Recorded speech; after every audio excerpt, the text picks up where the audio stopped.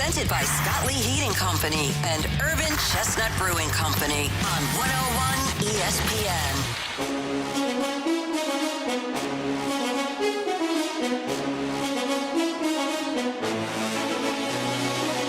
Clearing attempt by the Blues. They get it out. Bukestad with Dvorsky, 2-on-1. Buchnevich to Dvorsky, and he shoots it wide of the goal. Thomas far wing, in front, deflected, puck fanned on, and the Ducks will clear to the line. Yeah, that's the story of Pavel Buchnevich's year right there. Walker to Joseph. Oh, and he just missed. That one came up into the air on him. Good play by Gauthier, but another tripping penalty. And the Anaheim Ducks are going to give the Blues every chance to get their power play going tonight. Yeah, this one's pretty easy to break down tonight. You know, I don't feel like you need to spend a whole lot of time on it. You didn't finish your chances. You didn't take advantage of the opportunity that Anaheim was giving you. Anaheim was gifting you a chance to pull yourself back into the hockey game by taking 6 penalties in this game. And the Blues, on 6 power plays, had 5 shots on goal. On 5 power plays, had 3 shots on goal.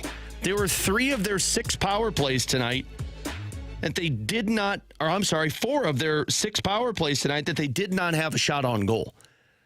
And at 5-on-5, which was already an uphill battle for a team that was playing 11 forwards and 7 defensemen, finding out this morning that you're without Snuggerud and Toropchenko for a extended period of time, you were already trying to find chemistry for a team that lacked offense. This season, they've lacked offense.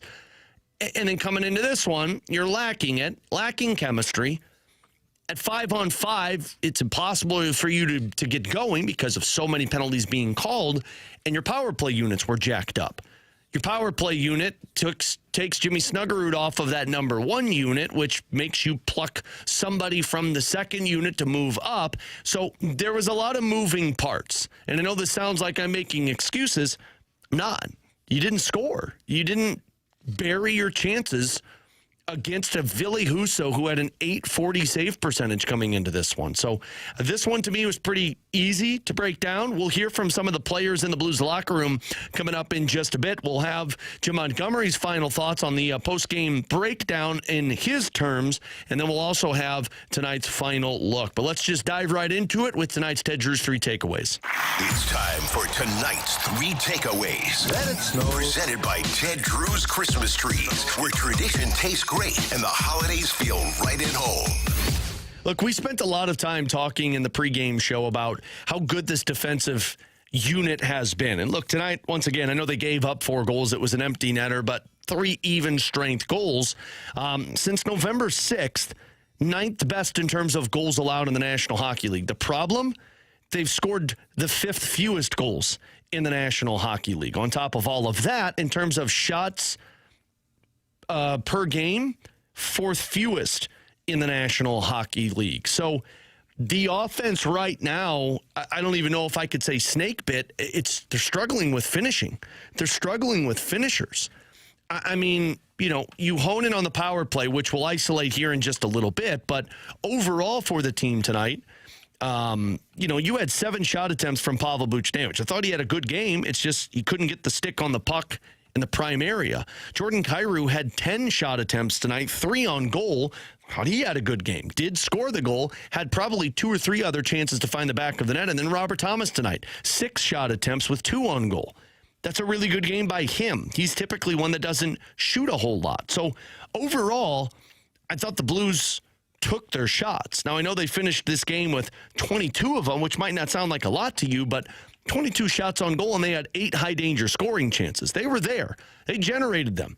The problem was finishing. And I don't know how frustrated you can get with that because, look, sometimes you're going to struggle to finish. I guess the bigger underlying issue is the consistency of their inability to finish. Again, in terms of goals allowed this season, or since November 6th, it's 9th best in the National Hockey League, but they're scoring the 5th fewest goals in the National Hockey League. So right now, that one just doesn't really compute. And we're going to hear from Jake Neighbors coming up in our next segment for our soundbite of the night. And he's going to talk a little bit about their lack of scoring there. And then the second takeaway was the power play.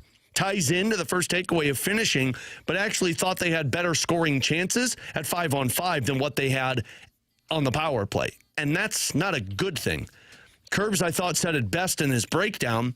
You know, when the penalty kill starts getting hot, the power play has gone quiet. Some of this is because you lose that right-handed shot threat that is Jimmy Snuggerud. It makes the goaltending question where the play is moving. But beyond that, they're just not shooting. I mean, 5 shots on goal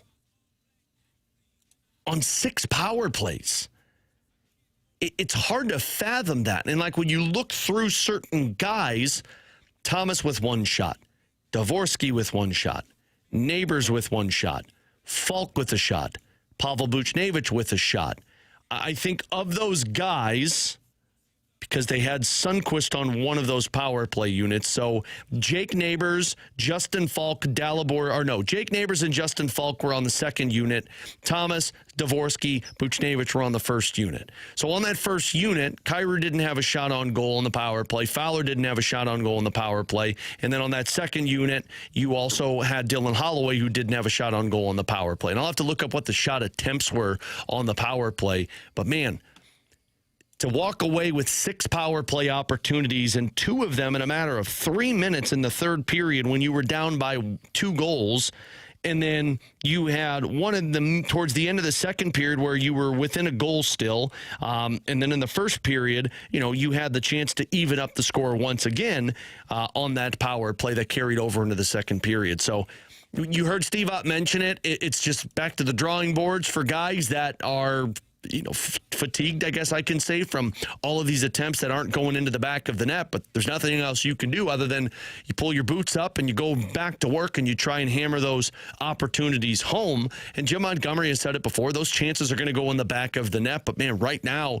and not just right now, this entire season, the Blues have really been snake bit in terms of scoring on their opportunities. I mean, they had almost 10 minutes in O-zone possession time tonight. They had more high danger scoring chances. It's just Anaheim did a good job of keeping things somewhat to the outside, as they had 22 blocked shots in this game.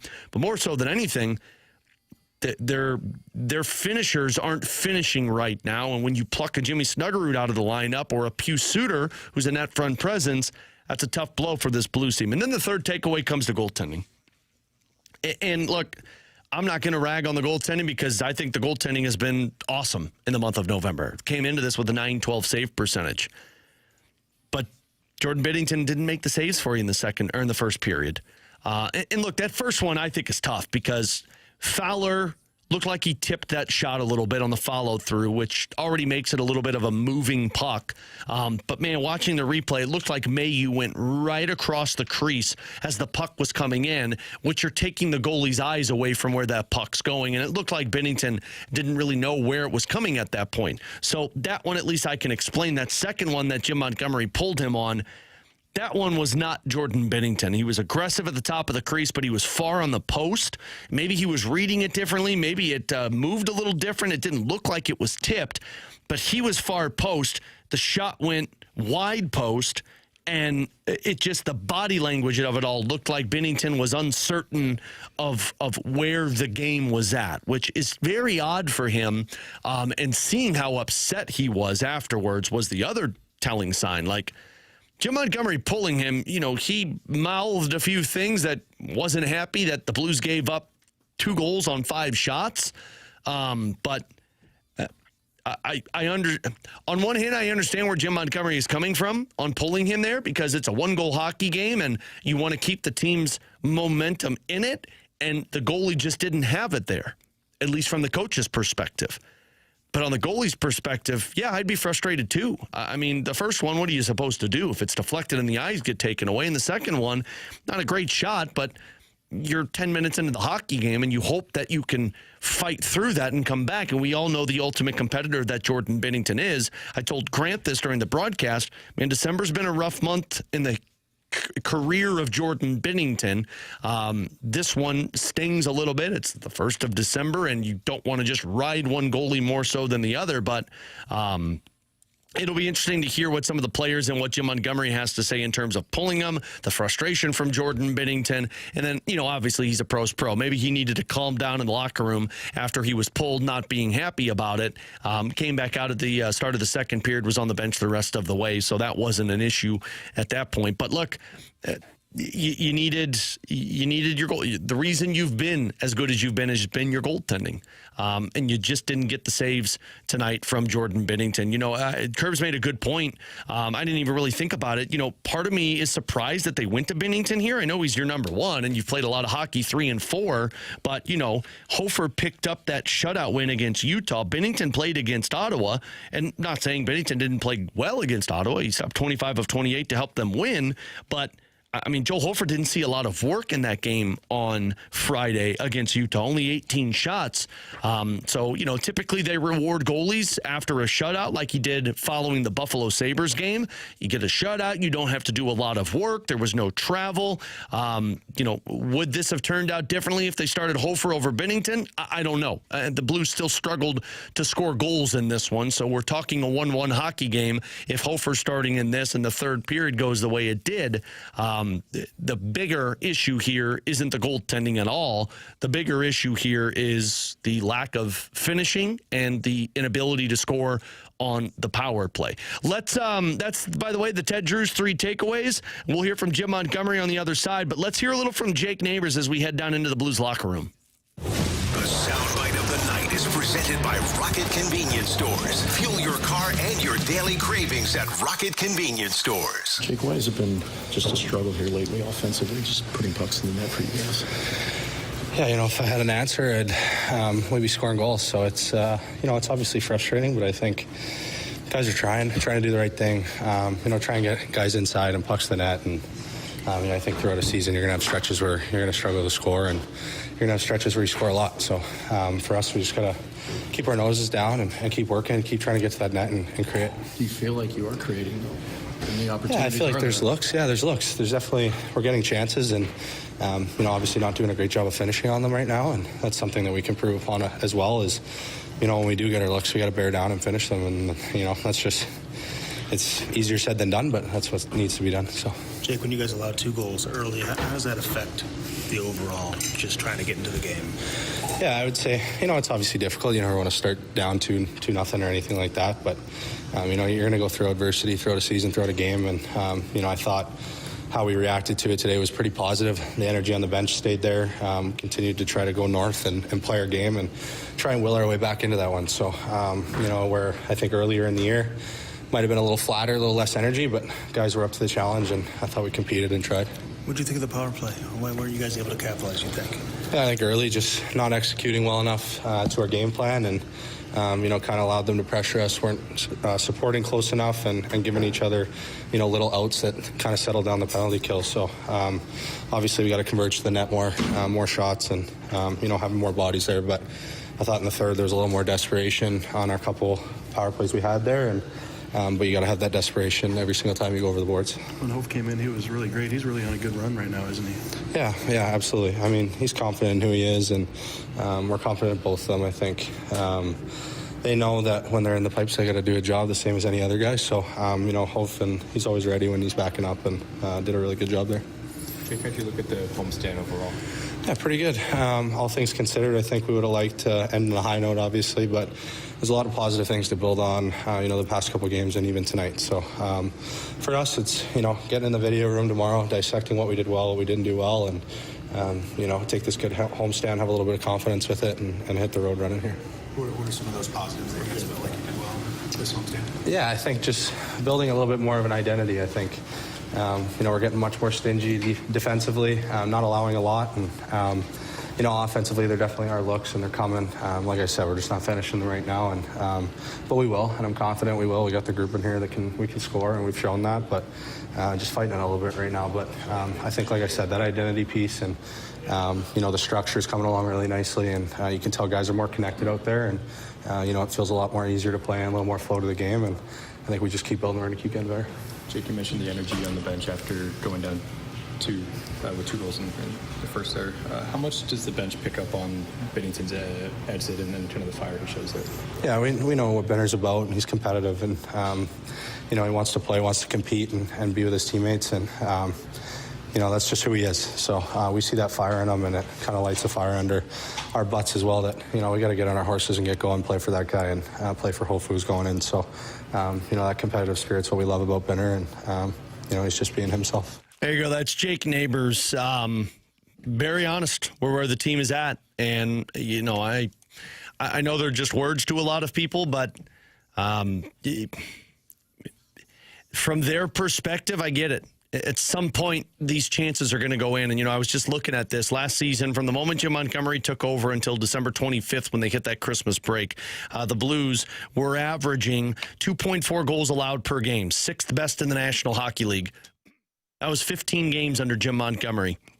They were scoring 2.6 goals per game, which was 5th fewest in the National Hockey League. And then what they did from January 1st until the end of the regular season, scored the 4th most goals in the National Hockey League at 3.4 per game, and then allowed 2.6 goals per game, which was 7th fewest in the National Hockey League. Sometimes it does turn at certain points in the season. What they're trying to avoid is having it turn in February or March when it's too little too late. But they had these issues last season where the goal scoring wasn't there. Defensively, they kept them in hockey games. They were winning some games, not a lot of games, in tight fashion, but the offense then picked up at January and led them the rest of the way that eventually got them into the playoffs. So let's take a break. We'll come back here from Jim Montgomery, have the final look, and then close it down after a 4-1 loss. Blues to the Ducks here on your home for the Blues, 101 ESPN.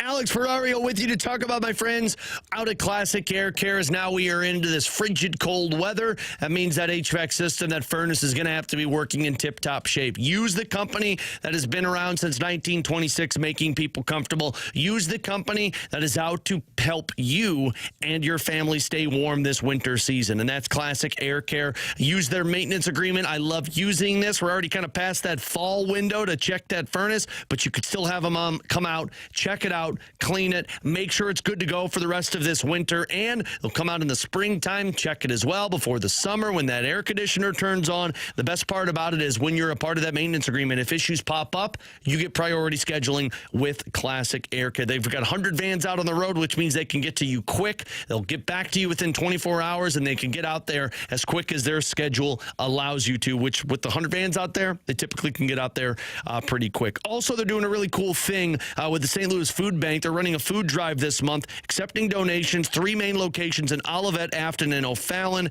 Technicians are accepting donations, and they have a virtual food drive at justgiving.com/page/Classic Air Care 1. Call them today, schedule online, classicaircare.com. Just do me a favor and tell them Alex Ferrario sent you at Classic Air Care and classicaircare.com.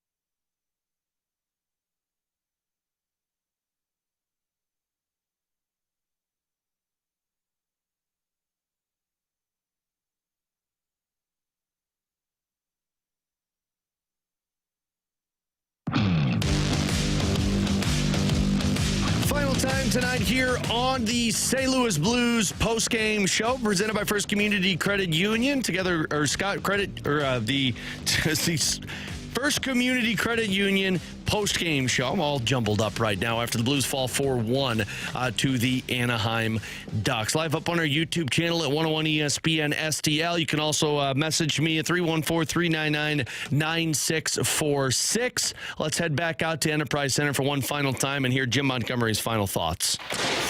It's time to hear from the head coach, Jim Montgomery, presented by Fisher Window and Door Store, offering quality American-made Marvin windows and doors. Visit their showrooms in Brentwood or East Alton, Illinois. Jim, did you feel like you needed a couple of saves there early? Reason why you made the change? Yeah, I mean, that and just wanted to switch momentum. You know, we had a couple of games earlier in the year where I wish I would have done more, and I didn't want to have any regrets. So, made the switch. Sure, you've had some disappointed goalies when they get pulled over the years. What did you make of Binnington being a little fired up? You know, I love Jordan Binnington. He's a competitor. He raises his games in the big moments all the time. I love him. You know, he walked off the ice. He said, I love you. I said, I love you too. And we're both competitors by nature. And at the end of the period, he waited for me. We apologized. We moved on. It's over and done with. Just how important is that, just to, when you are in a different headspace, to address it in that manner? Well, it's just, you know, the professionalism that you expect from someone like Binnington, and as well as let my own ego go and just go into him. You know, the same thing. It's important that you deal with it right away. So there's, you know, anytime you have to deal, I don't love dealing with conflict, but in life you have to deal with conflict, and you deal with it right away and nothing festers then. Considering Hofer got the shutout Saturday, did you consider going back with him again tonight? We did, but his previous win was a shutout too, and we went back with him, and we didn't win the following game, so that was the logic behind it. Benner had played 4 great games in a row for us. So the power play tonight, 0 for 6. What did you want more on that unit? More of an attack mindset, convergence at the net. We knew that they were a team that was in shot lanes a lot, and that low plays weren't going to be there. We wanted a lot more shots from up top. That didn't transpire. You know, we deflected a couple, but unfortunately, deflections didn't go in. We needed more, because I thought those were our best opportunities, besides the Bucci opportunity there at the end. Did you feel like you had sufficient looks in the game, just again not able to... I didn't think we were patient enough offensively. You know, that's a team that plays its own defense. They flex out and they protect the middle of the ice. And when they're protecting the middle of the ice like that, if you don't have a play, forcing it to the middle is not going to work. And unfortunately, we forced too many passes to the middle instead of going up high and trying to pound it from the middle or put it back behind the net and coming out the weak side. We went out the weak side 2 or 3 times. We had really good looks. We had the 6 look early in the game, and that shift at the end of the second was the kind of things we were trying to game plan for, but we didn't do it often enough. Can that lack of patience also apply when you got the puck on your stick in front of the net, because it seemed like there were a lot of open pucks missed? Yeah, you know, I think that we have a lot of gifted offensive players that haven't found the back of the net as often as they're used to, and sometimes you don't have the same poise. How much do you weigh just letting him work through it versus making the decision you made to pull him? Yeah, but for me, I've always looked at how I think where the goals came from, what the percentages of those goals should go in, and then I also a lot of times you let goalies fight through it, but sometimes like when I feel that the goalie looks off, just like a player, I pull back his minutes. Unfortunately for a goalie, everybody knows that you're pulling them. You know, I sit Bucci or Thomas for 2 minutes. They don't play 19 minutes. They play 17 minutes. No one really notices. Jim, with the way Hofer's looked here the past couple of games, could you lean into him a bit, or you go back to Benner right away? Next game? Well, I'm gonna have to sit down. We got 2 days to think about that. It's time to take a look back at tonight's game with the final look. Driven by Pure Performance. Only stop for all your aftermarket vehicle needs. I really like that answer from Jim Montgomery on the goalies. And I know I Rock and a couple of others over on the YouTube chat were having the conversation. I would have gone to Hofer 2 in this game. I understand them going to Bennington. You know, they've done a lot of the back and forth from one goalie to the other. The only difference that they've done that is going to that Ottawa game where I thought it was going to be Hofer versus Ottawa and Bennington versus Utah. Instead, they went back-to-back Bennington, New Jersey, and Ottawa, then played Hofer against Utah. I would have gone Hofer in this game. But look, I mean, it's not just Bennington. Yes, he gave up 2 goals on 5 shots, but your offense struggled to score. I loved his breakdown in terms of the patience. Why the Blues were so good against Ottawa and Utah, in my opinion, was because they were patient and waited for those chances. In the second and third period, you could tell frustration took over, and they were really forcing passes to try and generate offense. And Jim just laid out the game plan there. They weren't trying to go to the middle of the ice because Anaheim clogs that space. They were trying. The game plan was take the puck, go up top, drive to the front of the net with bodies there, and look for those deflections. Create traffic in front of Anaheim. And they didn't do it. Why? Because when you get down early, you start to chase the game. And you start to chase the game, you start to revert to old habits. And the game plan that they focused on over these last 6, 7, 8 games has been patience with the puck, stingy defensively, and wait for a mistake and pounce. And the Blues weren't able to do that tonight. So it's a game. It was one that is ugly because you didn't score on any of the power play chances and you really struggled in the offensive finishing category.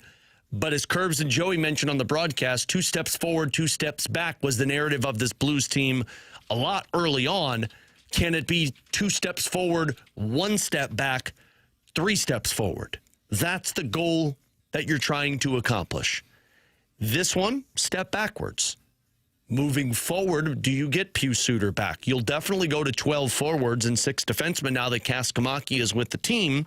So now you have a little bit more consistency through the line combinations. But for the Blues, yeah, it stings. It's rough. But to me, hearing Jim Montgomery talk, you didn't execute the game plan that they focused in on. At 5-on-5, power play is a different story. I think they got to have a much more shot mentality on the power play. You got to have more than 5, 6 shots on the power play if you have 6 of them in a hockey game. But can also understand they had some personnel missing as well with no Pius Suter and no Jimmy Snuggerud. So the Blues will now embark on another 3-game road trip, taking on Boston, then Montreal, then Ottawa. That will take them into next week. The road trip starts on Thursday against the Boston Bruins. We've got puck drop starting at 6 o'clock with Curbs and Joey. The pregame festivities kick off at 5 o'clock right here on your home for the Blues, 101 ESPN. That'll do it for us. A huge shout out to Grant Francis, who has helped us out tonight, our producer, and to all of you for listening in and being a part of the conversation over on our YouTube channel, our text line, and on Twitter. I'm Alex Ferrario. Have a great rest of your evening. Please be safe out there on the roads if you're driving home from the Blues game, and we'll talk tomorrow on BK and Ferrario from 11 to 2. We'll talk Thursday for Blues and Bruins right here on your home for the Blues, 101 ESPN.